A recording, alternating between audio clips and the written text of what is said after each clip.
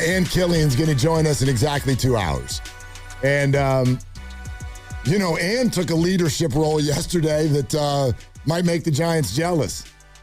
She was a leader yesterday. Yep. She took the first question, and my favorite question of the entire press conference was she goes through this whole lengthy thing looking for an answer about the Pride Night situation, and Buster Posey, he waited. He kindly, he's a respectful guy. He waited for the whole question, and then he just looked at her and goes, we're not going to talk about this. And she just goes, really? It's my favorite question of the whole day, because it not only is it a good question, but I thought we'll ask her about this, it captured what you've been saying. I think she got done with the question, and he goes, we're not going to do that. And she's like, well, then why are we here? Right.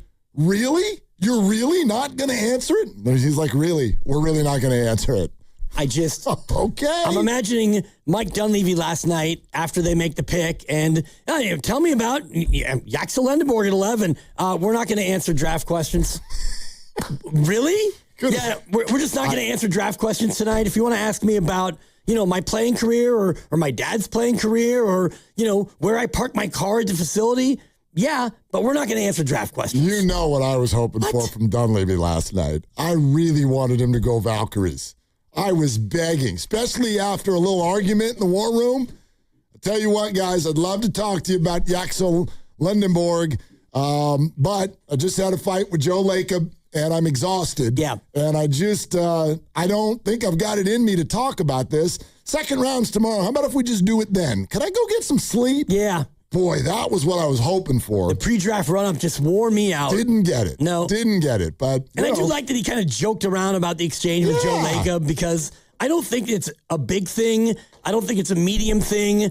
I don't even think it's a small thing. It's a tiny thing, but it just is kind of annoying. And I'm sure if you're Mike Dunleavy and you have to answer questions about a war room exchange, that's got to be annoying. Well, okay, sure, we're annoying. Of course we're annoying. So are they. And so are all of you listening. Wow. No. Honestly, we're people. We're all annoying. Don't be disrespectful. Well, let's talk about this for a second.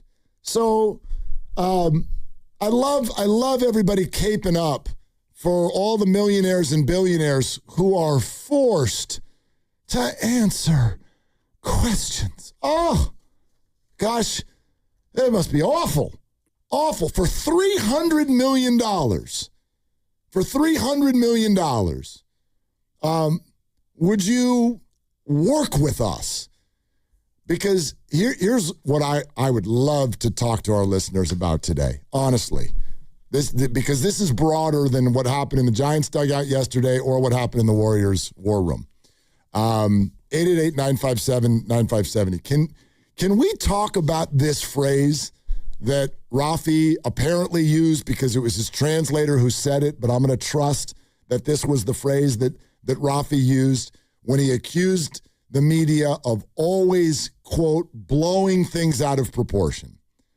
I sat with this. I slept on this. I thought about this morning. I find it just fascinating, unending fascination with this idea of everything that has happened over there at first base in Miami being blown out of proportion.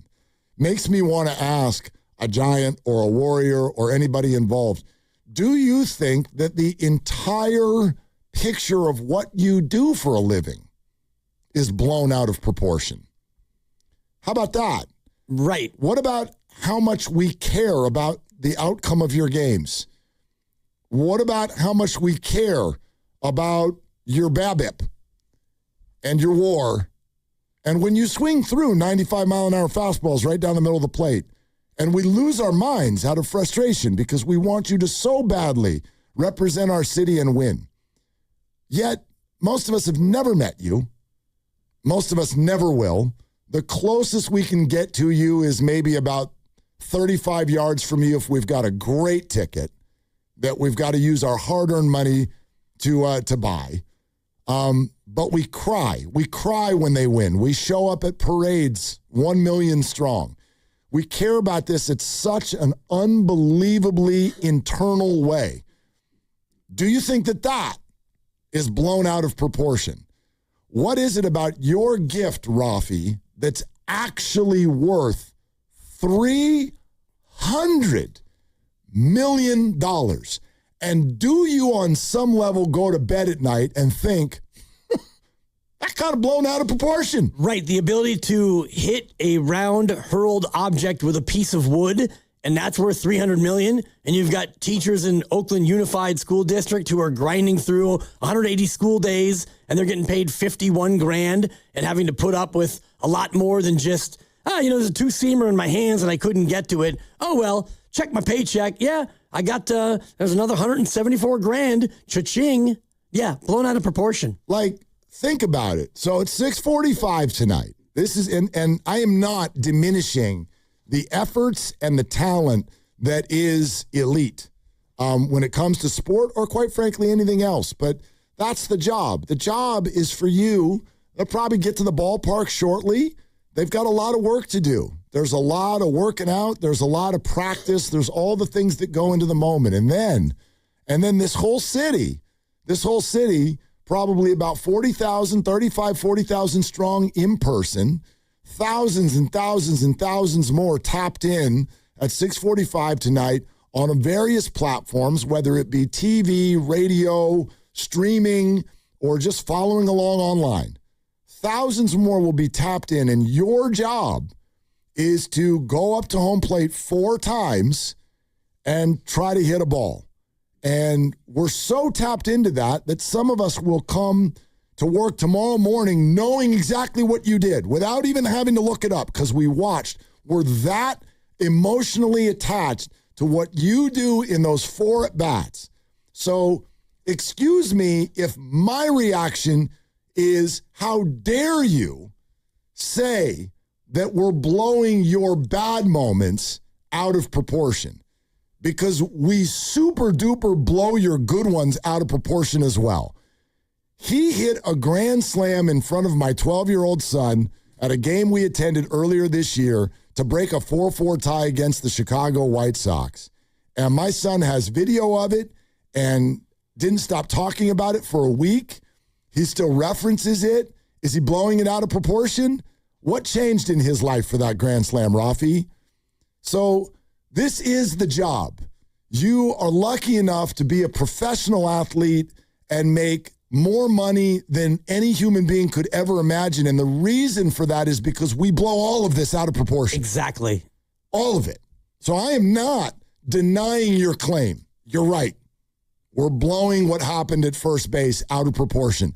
The same way we blow every single thing you do out of proportion. And that's why you're rich, and so are every kid and grandkid and great-grandkid you have for your entire life. And think about your son. Like, he videoed the grand slam, and he has that, and I'm sure he's watched it 37 times and showed his friends, and more. He's blowing that out of proportion. It was a grown man hitting a ball over a fence, and it's special because we all make this feel special. We love sports, and you think about when they won in 2010 and you wept, you're a grown man and you're crying because you attach a certain amount of emotion to it. We all blow all of it out of proportion. And, the World Cup right now is great, and you've got 70,000 fans going to these games, and it's basically 22 people running around kicking a ball to each other or away from each other and trying to smack it into a goal. But this thing is a absolute global phenomenon because we attach a certain amount of